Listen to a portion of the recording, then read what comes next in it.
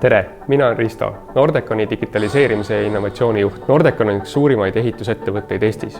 Me ehitame hooneid ja rajatisi, me keskendume ehituse peatõvõtule ja projekti juhtimisele. Osalesime AI arenguprogrammis tehnilise projektiga, mille peamine eesmärk oli saada aru, kas meie olemasolevate andmete alusel on võimalik luua tehisintellekti rakendus, mis tuleks meile kasuks ehitustööde planeerimisel ja nende juhtimisel. AI arenguprogrammist leidsime endale väga hea partneri Mait Aiteni näol, kes aitas meil välja selgitada kasutusjuhud, kuidas me saaksime juba täna andmeid tehisintellekti lahenduste jaoks kasutada. Me valisime välja konkreetselt ühe kasutusjuhu ja millele me jõudsime ka teha prototüübi, nii et me saime reaalselt läbi mängida erinevad olukorrad ja kasutada neid tulevikuarendustes. Kui ka sinul on tehisintellekti rakendamise idee, soovitan AI programmist osa võtta.